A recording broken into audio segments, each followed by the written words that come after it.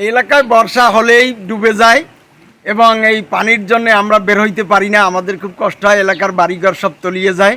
ছেলেপেলে নিয়ে অনেক কষ্টে আছি আমরা, স্কুলে যাইতে পারে না ছেলেপেলে। সকালবেলা দেখা যায় একটু পানি হইলেই এলাকা ডুবে যায়। পৌরসভায় বহুবার বলা সত্ত্বেও পৌর কর্তৃপক্ষ এটা কোনো নজরে আনেনি।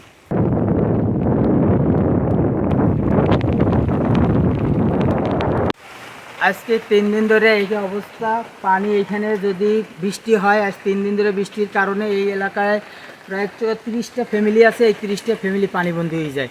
যদি একটু বৃষ্টি পড়তে পারে পানিবন্দী হয়ে যায়, নামার জন্য কোনো ব্যবস্থা এখানে নাই।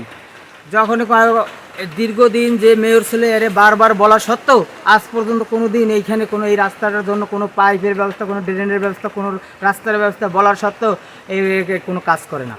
তারপর বারবার বলার সত্ত্বেও এবার এলাকার মানুষ যিনি কাজ করতে গেছে তাতেও সমস্যা দেখা যায়। এরপরে এখন আজকে 4 দিন ধরে 3-4 দিন ধরে পানিবন্দী হওয়ার কারণে এলাকার মানুষের 30টা ফ্যামিলি এই প্রতিদিন এই পানি ভাঙা, ছেলেমেয়েরা রান্না বাড়া কোনো কিছু এখানে এলাকায় করা সম্ভব না। সবার ঘর অর্ধেক পড়ে তাকাই দেন, সব ঘরগুলো পানি উড়িয়ে গিয়ে এক 7 ইঞ্চি, 8 ইঞ্চি, 12 ইঞ্চি করে এক একজনের ঘরের ভিতরে সব পানি।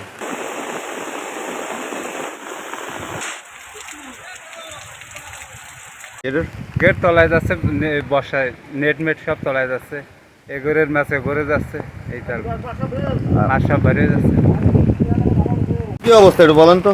ঘেরে প্রচণ্ড বর্ষায় ঘের তো সব তলায় যাচ্ছে, মাছ শাক সব বেড়ে যাচ্ছে, রুই মাছ ছড়াইছে সেগুলো বেড়ে যাচ্ছে। আর বিগত দিনে বাগদা টাগদা তেমন ভালো হয় নাই, সব মিলে আমরা ক্ষতিগ্রস্তের মধ্যে আছি।